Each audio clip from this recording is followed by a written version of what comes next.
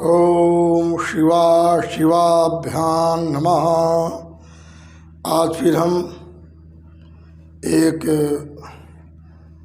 प्रश्न समाधान करने के लिए आए हैं, उपस्थित हुए हैं। प्रश्नकर्ता ये आचार्य चंद्रशेखर तिवारी हैं, जो बिहार प्रांत के रहने वाले हैं। उनका ये प्रश्न है कि जाति शब्द को परिभाषित करने की कृपा करें।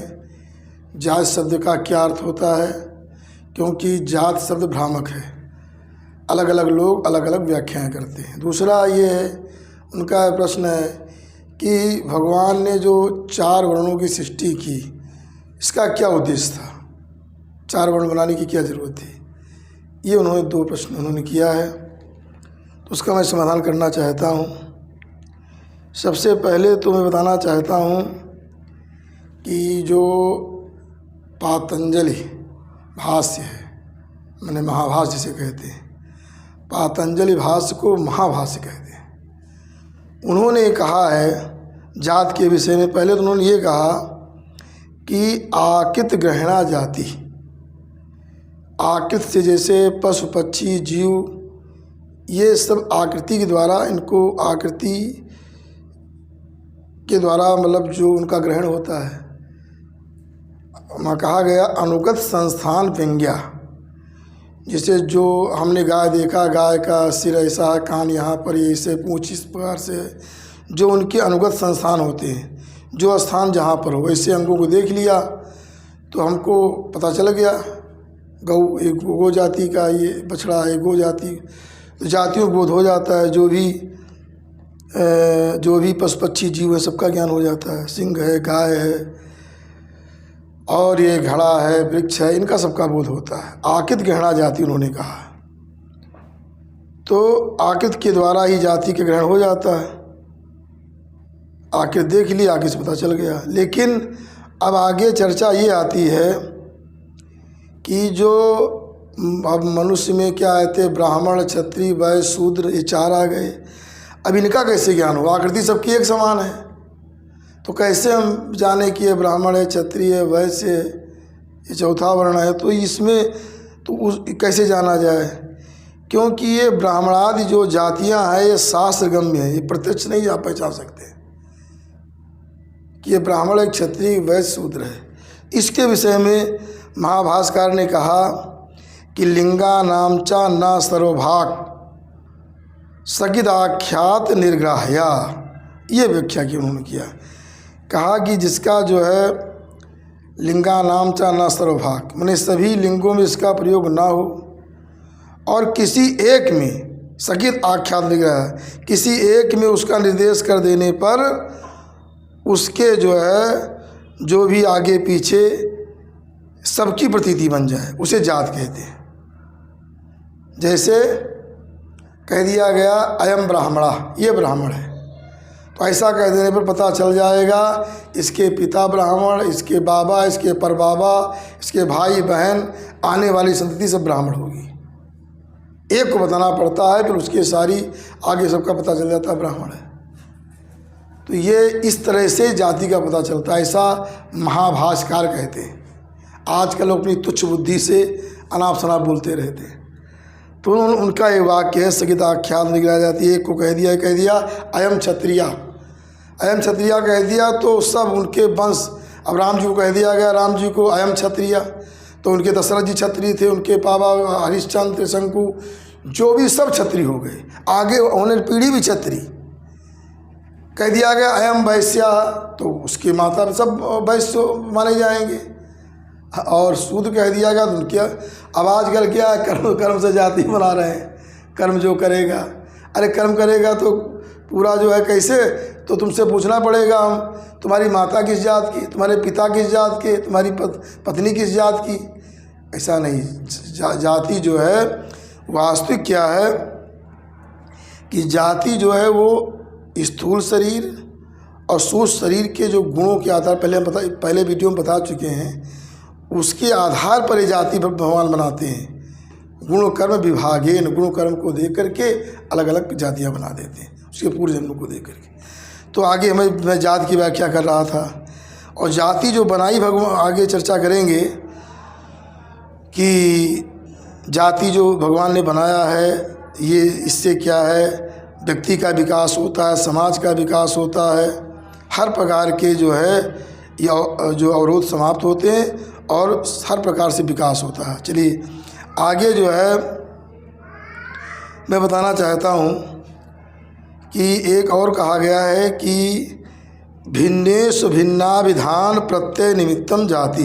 दूसरे आचार्य ने कहा कि भिन्नेषु भिन्नम, जो विभिन्न व्यक्ति, अनेक प्रकार के व्यक्ति हैं, उसमें अभिन्ना मतलब अभिन्न, एका संज्ञा, एक संज्ञा होना, ऐसा जो ज्ञान का साधन जाति। एक ब्राह्मण कह दिया गया, अब कितने ब्राह्मण हैं, एक ब्राह्मण कह दिया गया, उससे सबका भिन्न होते हुए अभिन्न कर दिया, सब ब्राह्मण हो गए।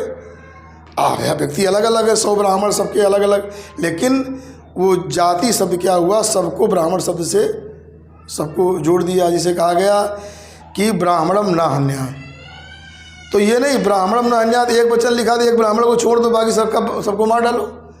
ब्राह्मण मैंने ब्राह्मण जात्यावच्छिन्न, मतलब जो जितने भी ब्राह्मण हैं, ब्राह्मण जहाँ जहाँ उनको सबको, इस प्रकार से ये जाति का लक्षण बताया गया है। और दूसरी बात क्या है, एक ये हो गया। तीसरा क्या, न्याय। न्याय में जो है जात शब्द की व्याख्या की गई है कि नित्य मने का अनुगतम सामान्यम। सामान्य शब्द का अर्थ होता है जाति। तो जो नित्य हो, नित्यम, और नित्यम एकम, एक हो, अनेकानुगत हो, अनेक में हो, उसको जात कहते हैं।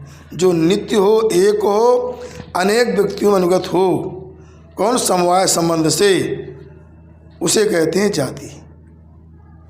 इस प्रकार से जो अभी बता ही चुके हैं कि ब्राह्मण अयम ब्राह्मणा कह दिया गया, तो उसमें क्या है, वो जाति नित्य रूप से रहती, जाति कभी समाप्त नहीं होती।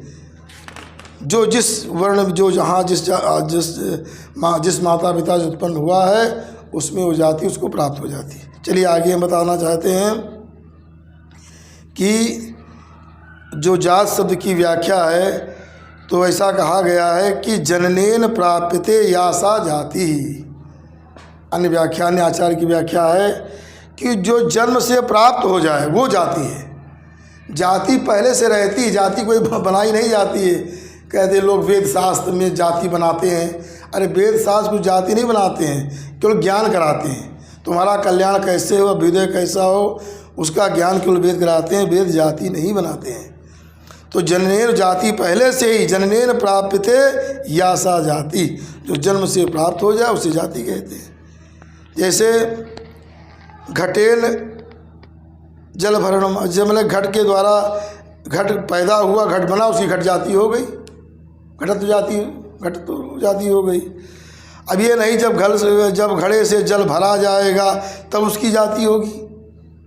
जाति पहले थी, जैसे उत्पन्न हुआ उसको जाति मिल गई, घट तो जाति तो हो गया। अब लोग कहते हैं कर्म से, जब घड़े से जल भरेंगे तब घट कहा जाएगा उसको, कि पैदा होते जैसे घट बना उसको हमको घट कह देंगे। ये नहीं कि जब जल भरेंगे तब घट कहेंगे, उसकी जाति घट होगी, ऐसा नहीं। जैसे सिंह पैदा हुआ, सिंह उत्पन्न होते ही वो सिंह हो गया, सिंहत जाति के सिद्ध हो गई। ये नहीं कि जब सिंह बड़ा होगा, कर्म करेगा, शिकार खेलेगा, तब कहेंगे सिंह है। जाति जन्म से ही प्राप्त हो जाती। और दूसरी बात ये भी एक जाति, हाँ जाति जो शब्द कैसे बनता है उस पर हम चर्चा करते हैं कि जो प्रादुर्भावार्थक जन धातु है, अधिकरणार्थे, अधिकरण अर्थ में कतिन प्रत्यय होता है, तो उसकी व्युत्पत्ति इस तरह होती है कि जायते अस्याम सा जाति, जिसमें उत्पन्न होता उसे जाति कहते हैं। जाति एक अधिकरण है, अधिकरण है, आधार है। तो अधिकरण पहले होता है, भूमि पहले, तो उसमें घड़ा आप रखेंगे, या कोई पैदा हुआ, कोई आया, तो जाति पहले से है और व्यक्ति बाद में उत्पन्न होता है। क्योंकि जायते अस्याम सा जाति, इस प्रकार से जात शब्द कतिन प्रत्यय बन करके बनता है। और उसी में जात्याम भवा, जिस जाति में उत्पन्न हुआ, तो जैसे ब्राह्मण जात्याम भवा, तो ब्राह्मण जातीय, जातीय सब जात्याम भवा जातीय, ब्राह्मण जातीय, क्षत्रिय जातीय, वैश्य जातीय, इस प्रकार से ये शब्द बनते हैं। आगे क्या है, श्री पतंजलि जी क्या कहते हैं, दूसरा पहले हम बताए थे, अब दूसरा उन्होंने व्याख्या की है कि प्रादुर्भाव विनाशाभ्याम सत्वस्य युगपद गुणैः। श्री पतंजलि जी कहते हैं कि जो उत्पन्न होने से मिल जाती है और विनाश होने पर समाप्त होती है, जब तक शरीर रहेगा तब तक वो जाति रहेगी। भले आप उस जाति वाला ब्राह्मण जाति में उत्पन्न हुए, तो जब शरीर नष्ट होगा तभी जाति समाप्त होगी। भले ही आप अगर कर्म ब्राह्मण का कर्म नहीं कर रहे हैं तो कहा जाएगा भाई नीच ब्राह्मण है, ये पतित ब्राह्मण है, दुष्ट ब्राह्मण है, दुष्ट क्षत्रिय है, दुष्ट वैश्य, लेकिन वो जाति वही रहेगी, जाति कभी बदलती नहीं है। इस प्रकार से ये जाति की व्याख्या, और इसको ये दिग्देश कालादि से अनवच्छिन्न है, सर्वाधिष्ठान है जाति, ये ब्रह्म तत्व है जाति। ऐसा किसने कहा है, कौंड भट्ट ने। कौंड भट्ट ने कहा है, भट्ट जी ने कहा है कि तत्तद व्यक्ति विशिष्टम ब्रह्मयु जाति, हर अलग व्यक्ति में विशिष्ट में वो ब्रह्म ही जाति। तो जाति जो है वो अनादिकालिक है, और जाति पहले निश्चित हो जाती है तब व्यक्ति यहाँ आता है। गुण कर्म के अनुसार उसकी जाति भगवान पहले नियुक्त कर देते हैं, तब वो पैदा यहाँ पर होता है। इस प्रकार आजकल जाति के विषय में कहते हैं लोग, व्यक्ति जो कर्म करेगा उसकी वो जाति होगी। तो ऐसे कुतार्किक लोग हैं, कर्म दिन भर कर्म बदलते रहे और दिन भर जाति तुम्हारी बदलती रहे, सवेरे नाम, तो इस प्रकार से जाति नहीं बदलेगी। जाति जिसको मिल गई उसकी जाति रहेगी। पूरा वंश देख जाइए, राम जी का वंश, वशिष्ठ जी का वंश, साधु आदि जो वैश्य थे उनका वंश देख जाइए। तो इस प्रकार से आगे जो है, अब हम पंच पुराण की थोड़ी सी चर्चा करके इसी जो हमने सुनाया है वहाँ पर बताया गया है कि सत्वाभिधायिना पूर्वम शिशिक्षोर्ब्रह्मणा प्रजा अजायंत कुरुश्रेष्ठ शत्रुदिक्ता मुखात प्रजा। कहते हैं ब्रह्मा जी ने जो सत्वाभिधायिना, जो सतोगुण से युक्त संतान को उत्पन्न करना चाहते थे प्रजा को, तो उन्होंने सतोगुण से युक्त अपने मुख से प्रजा को उत्पन्न किया, वो ब्राह्मण हुई सतोगुणी। और आगे वक्षसो रजसोर दिक्तास तथान्या ब्राह्मणो भवन, और उसके बाद उन्होंने अपने हृदय से, वक्षसा मैंने यहाँ पर उपलक्षित माने भुजाओं से उन्होंने दूसरे वर्ण को उत्पन्न किया, जो रजोगुण से युक्त था, मैंने क्षत्रियों को उत्पन्न किया। रजसस्तमसश्चैव समुद्रिक्ता तथोरुता, और रज और तम दोनों मिला करके ब्रह्मा जी सृष्टि किया अपने उरुता मैंने उरुपलक्षित, जो उदर से, उदर नाभि से उत्पन्न किया वैश्यों को। पदभ्याम अन्या प्रजा ब्रह्मा ससर्ज कुरुसत्तमा, और अन्य प्रजाओं को उन्होंने जो तमा प्रधानास्ता सर्वास चातुर्वर्ण विदन तथा, उन्होंने जो है तमा प्रधान, जो तमोगुण से प्रधान चौथे वर्ण को अपने चरणों से उत्पन्न किया, जो तमोगुण प्रधान थी।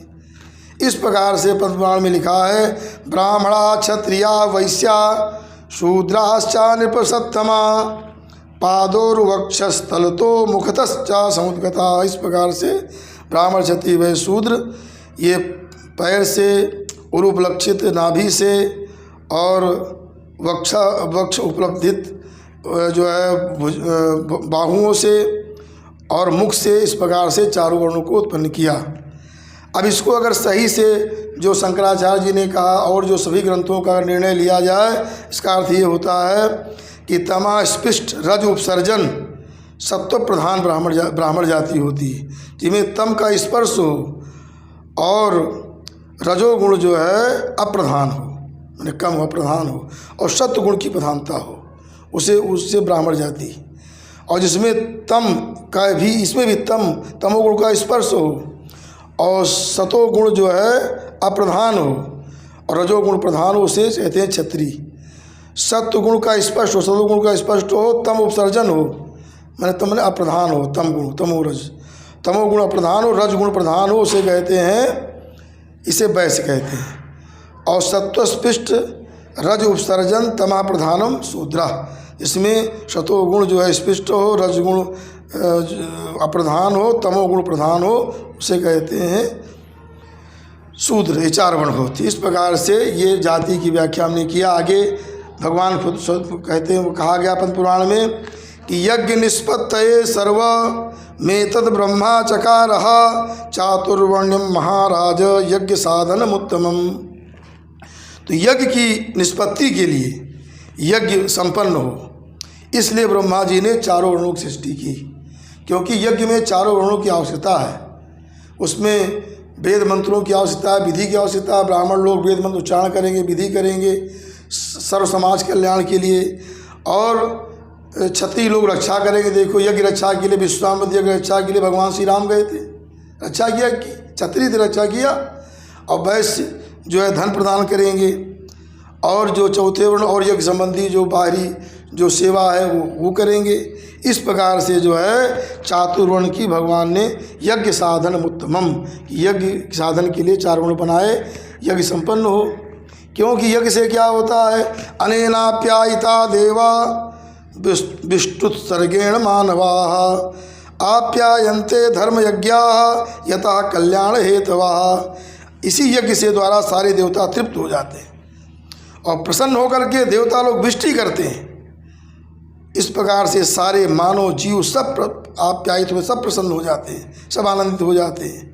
यज्ञा कल्याण हेतवः, व्यक्ति के कल्याण के हेतु यज्ञ होते हैं। यज्ञ 4 वर्णों से ही संपन्न होते हैं। इसलिए भगवान यज्ञ हो, यज्ञ के द्वारा देवता प्रसन्न हो और देवताओं के द्वारा सारे जीव जंतु मनुष्य सब प्रसन्न हो, इसलिए 4 वर्णों की भगवान ने सृष्टि किया था, ऐसा बताया गया है।